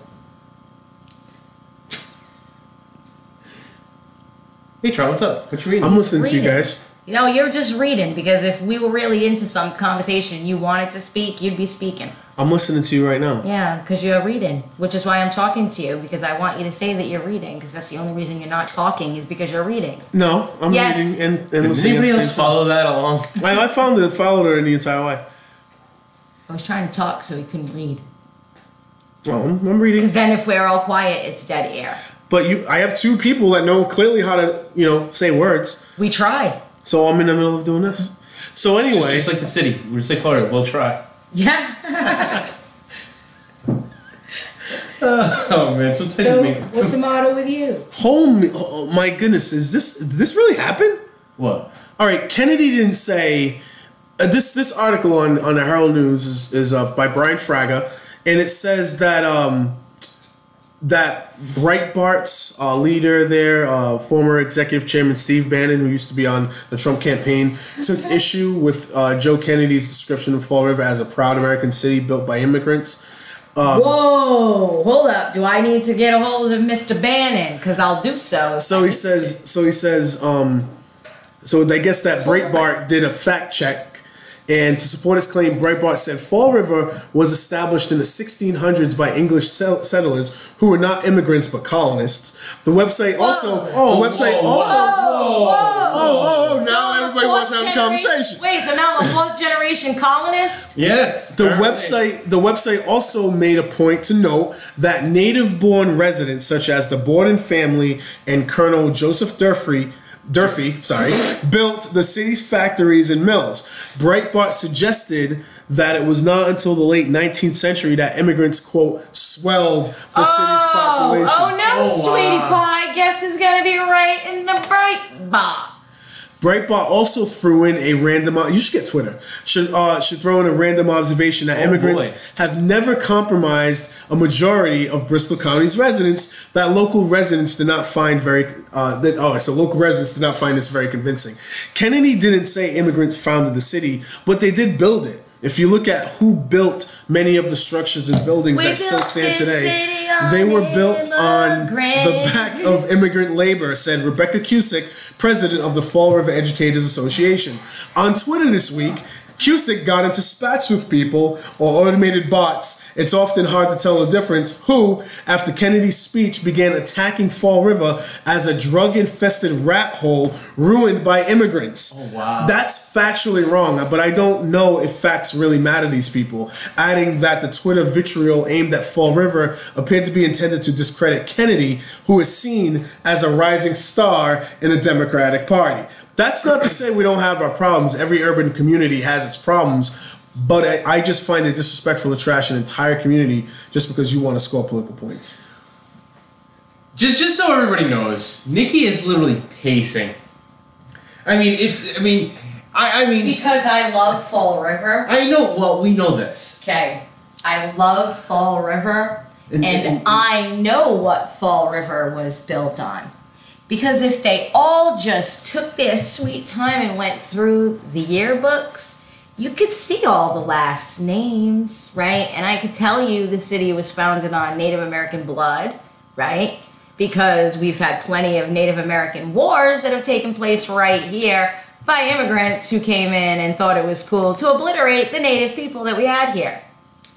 Immigrants, those bad immigrants. So because they're English, right? What did they call them? What were they? Oh, colonists. They were colonists. When did the term immigrant start? Because I'm going to tell you something. My family's been here for quite some time. Oh my God. There's a guy named Tim Carney. Oh, I can't do it. There's a guy named Tim Carney on Twitter, and I just went to Rebecca Cusick's Twitter page, and it says, this guy named Tim Carney said Fall River has a median income of $36,790. Oh, I can't. Oh, Only no. 72% high school graduates. You might call this a shithole. Oh man. Yeah.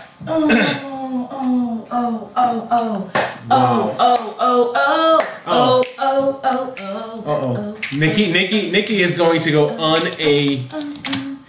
Nikki's just gonna go nuts. So you should get a Twitter account. Well, Fall River is wonderful because I love this. Because if people want a history lesson, I would gladly give it to them. And Walter Mattson, right? The creator of for the ladies, the senior sweetheart pageant. What was the the documentary. I can't even remember the name of the documentary. I feel bad. Hold on, I got it. Oh, it's right on the tip of my tongue. Anyway, I'm sure he'd be interested in I told him years ago that how special Fall River was, and he's been reading all about it and doing some research. So I hope that he is planning on doing that documentary about Fall River and its wonderful immigrants, because we need it, especially now. As far as our immigrants and to call us deplorables, let me just say that once upon a time, right, when the city advertised the United States, those wonderful English colonists advertised jobs. They went over into the Azores and they advertised jobs that we had. Pretty Old, that was the name of the documentary. Gotcha. Oh, I'm so frustrated right now. They had brought a bunch of people over to work in the mills because they needed cheap labor, right? So it was cool for immigrants to come in at that time because they needed some cheap labor. Mm-hmm. And at one time, those colonists started losing money on their property, in the mills. They were losing their money, and they wanted to take away the wages of our lovely mill workers. And you know what our lovely mill workers did? They created a union, and they fought back, and they went on strike. And they wouldn't work for less wages. Is that over there? That is what's history in Fall River, my friends. That's over. So I hope that people all across the country get to learn about Fall River, and maybe then they'll realize why I love it so much, and why my family was so proud to be from Fall River, and why I'm still here. When can we expect Call this? me deplorable? When can we... I will wear that with pride. Deplorable. Deplorable? We recalled our mayor because we are so deplorable. You go. You go. We've come back from so many negative things that have happened to this city. We're used by the government, this city, and immigrants, by the way. See, now I'm going to get frustrated because these Breitbart people drive me crazy. Breitbots. Yeah, see, Breitbots. Robotics. Bright bots, they're bots. So let's see. Bots. Let's see if we can do a contact. Let's see if we can contact Ernest Moniz, folks. Ernest Moniz, a physicist who worked under the Obama administration from Fall River. Fall River. That's right. Moniz, what's that last name? Derek? That'd be Portuguese. Portuguese? I believe so. Well, you can probably. I'm willing to bet his family weren't colonists. I'm thinking you could probably just go to their Facebook page and write to them. Yep, there you go. You got a Breitbart Facebook page you can post on. I don't need Breitbart, baby. I have City Talk Fall River. Well, there you go. I thought you said you were going to write to them. That's why I said. Oh, no. When I write things, I don't do it in a public forum.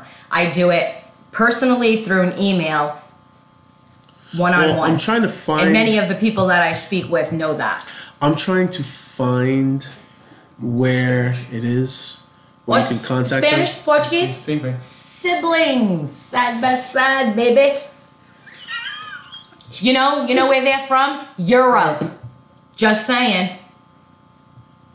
Yeah, well, just... Where are English people from? Europe. I'm looking to see. I just can't. It's so funny to me. I'm looking to see, and it doesn't actually show. You're really on Breitbart? Yeah. I'm looking to see where we can contact. You have a lot to say. It's probably like somebody like Sarah. Send us a tip. Hey, there you go. Hey. In it. There it is. Yeah, send us a tip. Learn your history about Fall River before writing on it. There you go. There you go. Send us a tip. That's it. That's where you can send your email to them. That's my tip. Oh, for the love of God, please write that. Yeah. I mean, it should be great to see this back and forth. Yeah, but see, that's what I don't give people. I'm not about giving, because those people are trying to get attention by insulting Fall River. Why would I give you attention when you're insulting my home? I'll just share what's so great about my home. Do you know what I'm saying? Like that negative stuff, that doesn't, no. Because all that's going to do is get more people interested in Fall River. More people will come to see Lizzie Borden. Go for it. Thank you, Breitbart. You want to knock Fall River of all places down? Fall River that kept New York City going? Fall River cotton? Where did they think all that cotton from the South went? Where did it go? It came here, folks. Read your history. Deplorable. So you have a situation here. I'm reading. You keep reading me situations I get mad about. Yeah? What do you want me to do? You want me to sing? Oh, Sing? I can sit here and sing instead if you want. So anyway, city sing Fall River. On the old Fall River line. On the old Fall River line. No? Fall River had a nearly 2-hour meeting on Monday between Mayor Jazel Correa II and residents at Riverview Towers in fear of losing their homes due to a pending sale of the 200-unit apartment high-rise. Became impassioned at times, but in the end they reached an agreement to allow the administration to continue talks with the state to find a solution. Quote, "Can you give me a chance to meet with Mass Housing?" Correa asked about 70 elderly, handicapped, and veteran residents. Correa told the crowd he wants to find a solution to keep them in their homes while avoiding a sales deal of the property that would make it nearly all Section 8 housing for the next 20 to 30 years. There's another person by the name of Bob Ergo who served in Vietnam, who's the president of the towers there. They all built this city. They worked in the mills. They were good citizens and they paid taxes. I paid taxes all these years. The community is good here. The people are good here, and I'd like to stay here. I appreciate your candor today and hope what you said comes from the heart. And he said, "I'm tired of this Tennessee two-step we're getting here." So people are getting displaced. Then you read over and you got the mills. Kafori signs a contract to buy the King Philip Mill. Are you sure that's not Corey? It says Kafori. Oh, I thought it was maybe a typo. Kafori. It's been Kafori. We've been talking about this guy for a little while. Yeah, Kafori. Well, you got. Well, first of all, let's talk about what happened beforehand. They had the auction, which was, I believe you guys talked about. No, this happened earlier this week. They had the auction. They had it sold to DeRosas for $200,000, and then I believe a day or two later, that bid got taken out, and then it got given to Kafori. As for the reasoning as to why it was taken off the table, I have not heard anything. So if anybody has any information, that'd be great. When you and I did the show together, we talked about this article where it was Archaic Construction. We were talking about whether it was owned by Robert Karam and all that stuff, but it was not. It's owned by, obviously, Kafori. It's not. There's no Robert Karam involved in this at all. But anyway, Kafori, an engineer... Sure he doesn't own some of the fish in the pond? Kafori, an engineer and owner of Arcade Construction, said the project will cost from $4 million to $8 million to construct approximately 26 single-family market-rate homes along Cook Pond. The homes could be sold from $265,000 to $285,000. There will also be a public green space component to the project that's very important to me, Kafori said. So there you go. Single-family market-rate homes, baby. No, was this the one where they said they were going to demolish the larger building, or is it the other two? I forget. I believe the other gentleman wanted to do something where he was going to bring manufacturing. He was going to keep a piece of that for manufacturing. I'll find that other article, but I think we're almost at our time here. But I think it's going to be, let's see. The developer has already consulted with engineers and has prelim plans to present the Zoning Board of Appeals, which he said he intends to approach immediately seeking a zone change. The property is currently zoned industrial and recently received approval as an overlay district called South End Market Rate Housing Zone, which would allow for multi-unit housing. We're going forward with it. That's it. I'm committed. That's what he said. He's going to buy that property for less than $200,000, and he's going to make a lot of money. He's not going to make a lot of money out of it. We'll see. Nope. You don't think people are going to move into him? I think there's going to be a glitch. Probably. Hey, man, if we're just going by history here, there might be a glitch. There might be a glitch. If all goes well, though, this could work out great.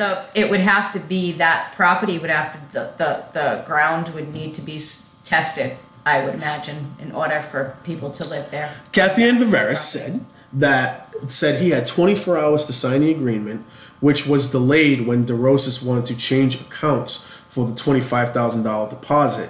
Viveris said DeRosa was given a small extension but failed to meet that deadline. That's what happened. Yep. Interesting. Very, very interesting. So you have one situation where, we're going to make an investment. It looks like we're going to make an investment in 26 properties. That's going to be hopefully market rate housing. They're going to try to put 26 houses on that. Ooh, let's see. Is that what that let's see. means when you read that? 750,000 square foot Philip Mill complex. And let's see what he says that I just read it just a while ago. Let's see. I'm not sure where it says it. What did There will also be a There it is. There it is. space. Approximately 26 single family market rate homes along Cook Pond. So they're going to put it. It's going to be part of a whole project. No. No. Yes, and then okay. So if 26 homes get built on that lot, within 5 to 10 years, they'll all be Section 8. Along Cook Pond.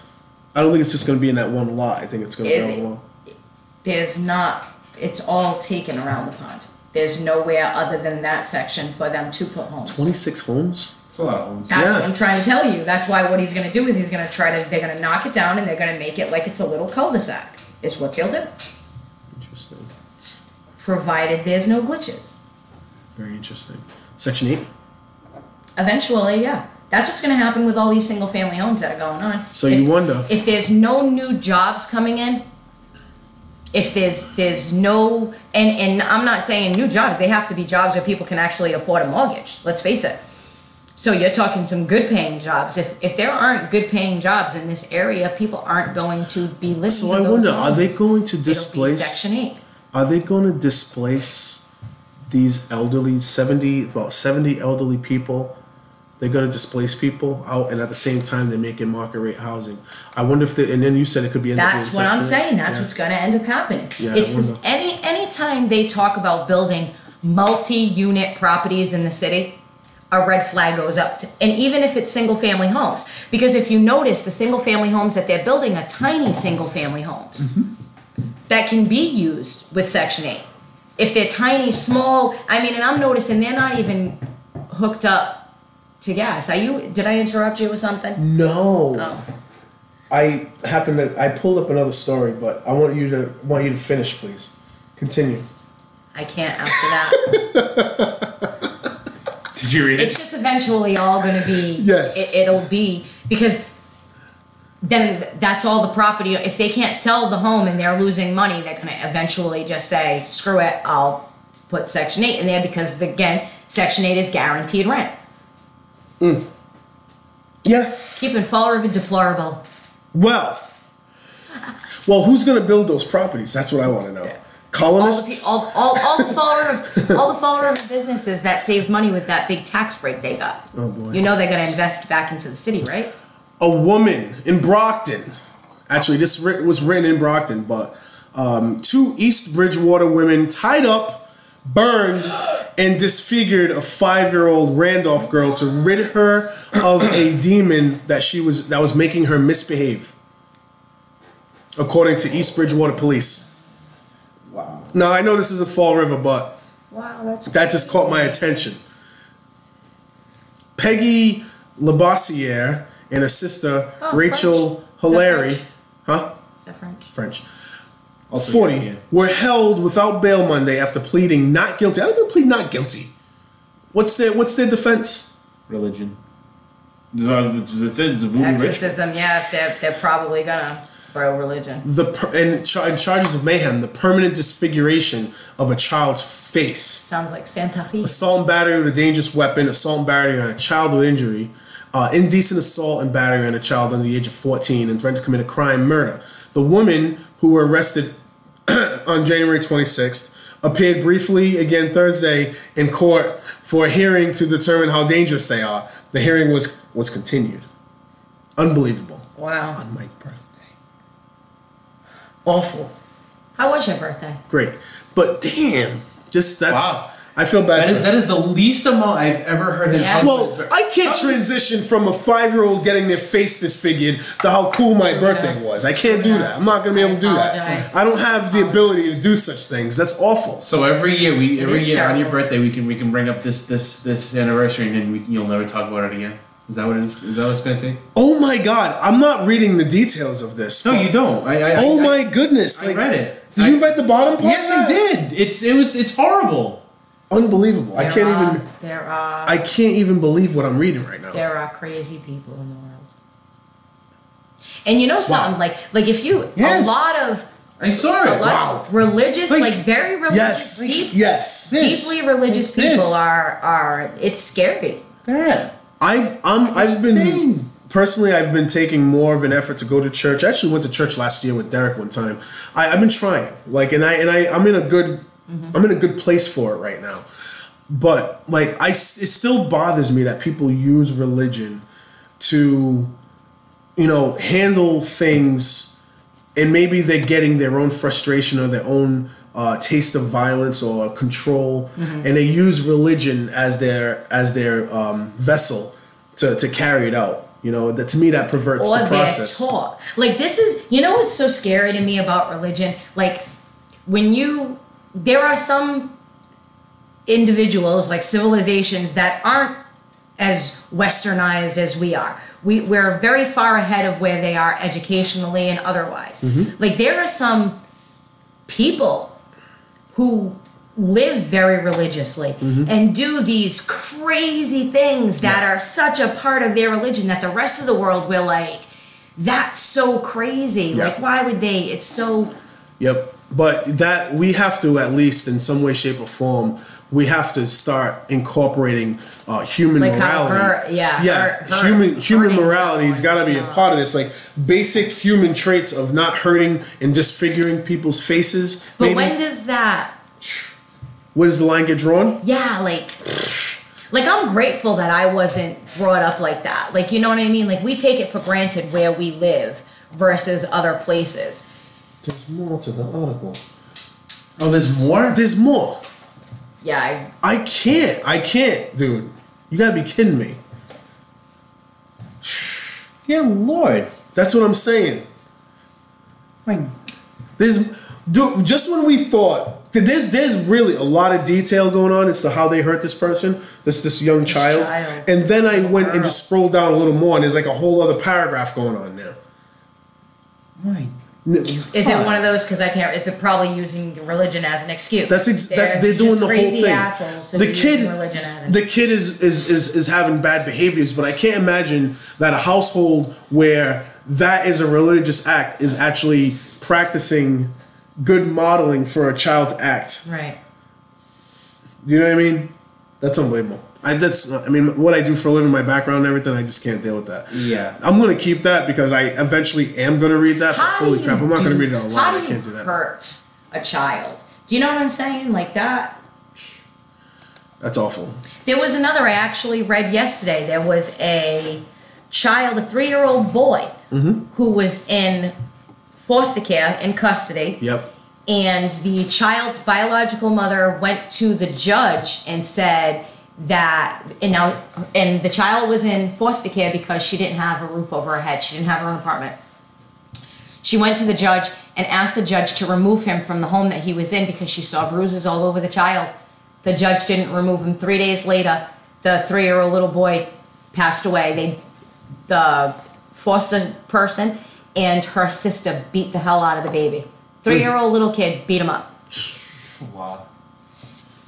And I say, how the hell a defenseless little child, like what? That takes a special kind of person, no? So Mr. Bill Keating, right? Am I right? Yeah, Bill Keating.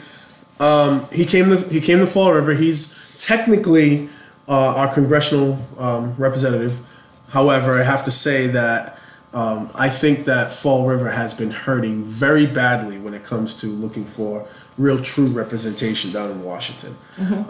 That's just my personal opinion on it. I think we need to have somebody that's closer to us, closer to our way of life, keeps their ear to the ground as to what people are going through in Fall River to really represent us down in Washington. Just my opinion. Derek, you want to run? Yeah. All right, cool. We'll get the stickers ready. No, we'll get the stickers ready. I got you. But no, at the end of the day, I just think that we need to have better representation. But anyway, he comes down to Fall River. I'm assuming that it's election season coming around the corner because that's the only time they ever really come. Yeah. I went to Letty's Bakery, which is the place to go when you're running for office, right? And he said the country must save the victories won by Franklin Roosevelt and Lyndon Johnson generations ago. Social Security, Medicare, and Medicaid are being targeted by Republicans for cuts. I'm pretty sure I've heard this story before. They come into town, they say the Republicans are trying to take things away from you. He's probably speaking to an older population of people. They say we're going to vote this way. Hey, just so happens that I am a Democrat too. You can vote for me. And then that's the end of the story. But that's it. That's really what it is. He came down, he said that the Republicans are going after Medicare, Medicaid, Social Security, which I'm very likely sure they are. And I think he just said we can't keep on running government 3 weeks at a time. What's so sad about Democrats, though, that's all they say is, oh, they're taking away your Medicare and your this and your that. It drives me. I'm telling you, I'm waiting for that right one to come out and be like, we're going to talk both sides and we're going to sit down and come to a good agreement. I'm going to tell you this right now. Bernie Sanders, if that's your guy, we're in trouble. Because I did not say he's my guy. No, not your guy. You're saying well, you said you're a Democrat, right? So well, I don't like labeling myself at all. I call myself a Republican is what I like. Then I'll say this. Then I'll just say this. If you're any alternative to Donald Trump right now, if Bernie Sanders, in my opinion, is the most popular and most formidable challenger to Donald Trump if he chooses to run, we're kind of in trouble because those are two pretty extreme directions the country can go. I'm a little concerned about it. There's going to be a woman. Who? I don't know yet. If it's a woman, then the only person I can think of that can hold the ground would be Barack's wife, Michelle. No, there's some women who've got some ears. They're local, all through the country. Don't even say. It's it's nobody older. Listen to me. It's nobody older. It is nobody that. If you go all across the country and you look at local elections, you will see that young women are starting to run, and it is still early. Okay. We still have we're only 1 year into this presidency. We've got a ways to go. There's plenty of time. I think everybody's going to get steamrolled over Trump. Yeah. That's what I think. Well, what's going to happen is this is where I think Republicans had it with the Tea Party. The Democrats are having it's like the Republicans are our Tea Party right now. The Republican Party is pretty unified. They were so unified that they were ready to put more. They were ready to back more. But it's scary in that sense that they're unified like that because that's where I'm saying they're obliterating what I appreciated about the Republican Party. True. Is they're becoming too far. Like everybody is like Democrats, they're too far left, and then these guys are too far right, and it's so distantly from where everybody in the United States really is. We're all in the middle. The majority of us are in the middle. Yeah. And it just seems like they're getting farther and farther away. Because the Republicans might be all in agreement, but it's a shame the way that they're in agreement. They're in agreement, but this one's not running anymore. This one's leaving. This one's left. This one quit. This one doesn't want to do it anymore. This one's knocking down the president. This one doesn't want to work bipartisan. And look at the words they had for him before he actually became president. None of them had anything positive to say about him. Nope. Now it's weird. I mean, just because they're saying something positive now, they're just licking his rear end. They're not. It's when he literally smashed on everyone. He insulted everyone personally. He insulted their wives, insulted their personal lives. Went after every single one of them, and now they all have to fall in line. But that's where I say the president's just a puppet. He's just the vessel. The picture. He's just the person who's supposed to stand there and read the teleprompter. They're the ones that are making all the rules. It's just the only thing with Trump is that then they'll be like, yeah, we came to this agreement. And then he goes on Twitter and he's like, no, we didn't. Gotcha. You know what I mean? Gotcha. You thought, that's... Well, before we go, I just got one thing I got to say about the Donald Trump and all that too. Just my last piece of this is that he really fooled a lot of his people that supported him. Like, I don't think they realize that he's in charge of the tax code. He's in charge of your taxes. He's putting the economy together. He's cutting taxes. He's giving tax cuts to companies and corporations, and he's doing all this stuff and no one knows how he benefits from this personally. He's not doing it. No, listen, he's not giving his tax information to anybody. No kidding. Because For he's broke. years. He's broke. Who knows what he is? No, you're saying he's broke, but I don't even know that. We don't know anything. We have no idea how he's benefited from this. And people just kind of eat it up and just go and run along with it like it's nothing. It's for show. It throws me off that, like, people are so adamant about every detail of everything going on in Fall River and this, that, and the other, but they push it all to the side, just to push someone that I don't think deserves, the praise that he's gotten from people. He's not a Republican and he's not a Democrat. He represents the outside. He's the renegade. The wrench that's breaking that window. You know what I'm saying? He's not. I don't think anybody voted for Trump thinking that he was smart enough to be president. I think they voted for him because they're tired of the status quo. And you know something? You deserve a tweet. I mean, not for nothing. They all are on their toes. Yeah. It's just a funny thing because for him to be in charge of what he's in charge of and to not show the taxes and how he's benefiting from this, or if he's benefiting at all, it's just insane to me. It's insane to me the level of trust, or maybe just ignoring this piece that they don't care. I guess they don't care because he's just a puppet. But I think he pulled the wool over a lot. But the thing is, when I do hope that when people are sitting here and applauding the tax code and they're applauding all these things, that they're not just applauding Trump. They need to be applauding the actual people who passed these things. Not the president, not the person who's standing at a podium talking about it. Mm-hmm. The persons whose signatures are on these documents. Mm-hmm. Those are the ones who are at fault. Those people. I mean, his signature gets on it too, though. Yeah, eventually, after everybody else's. Mm-hmm.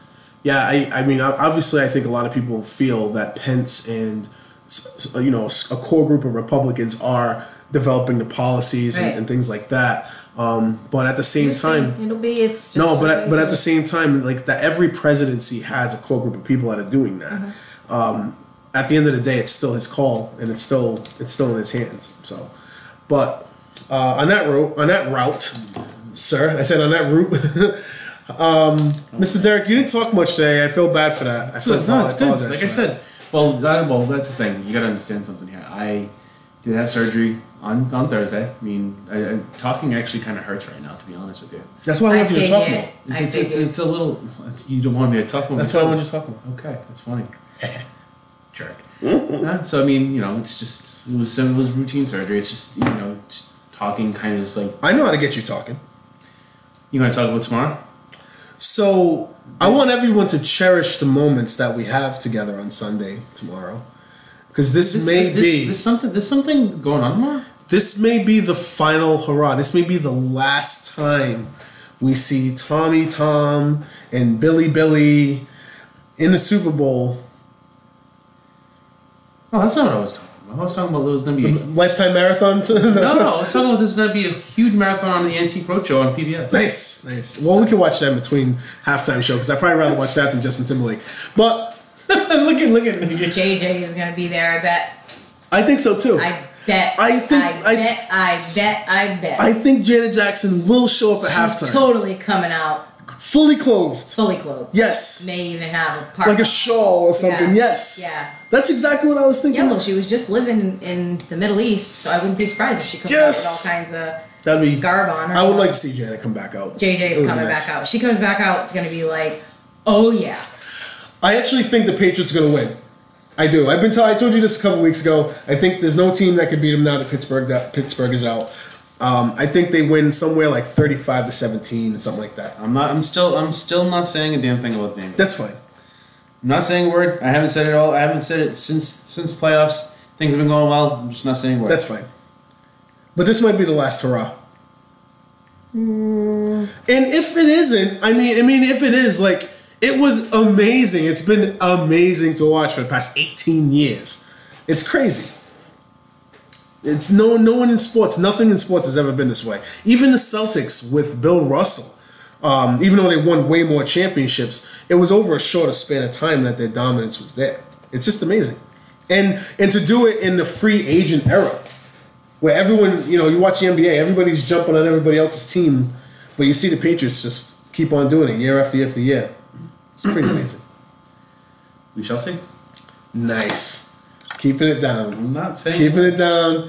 Look at his face is actually speaking volumes right now, even though he's just kind of, nope, don't say nothing, nope. Anyway, so next week we will know who are the Super Bowl champions. Do you have a prediction? You don't have a score prediction or nothing, Derek? I'm on to. Nope. I'm on to the Super Bowl. Patriots 36-14. 36-14. I went 30 Patriots 35-17, I said. So, all right. And Derek thinks that the Patriots are going to lose, apparently, because he's not saying anything. So, it's all He's good. trying not to jinx it. Is all I he's know. doing. I'm just giving We him a are hard time. sick fans. New England is sick fans. Yeah, sick we are. fans. Cray. Sick Over here. fans. All right, everybody. Thank you so much for listening. I think we had a pretty good show today. I had fun doing this one. So, have a great day, everybody. Bye. Bye. Can't do it. You can't do I it? can't do it. Can I do it for you? Go ahead. You have permission? Go ahead. Woo!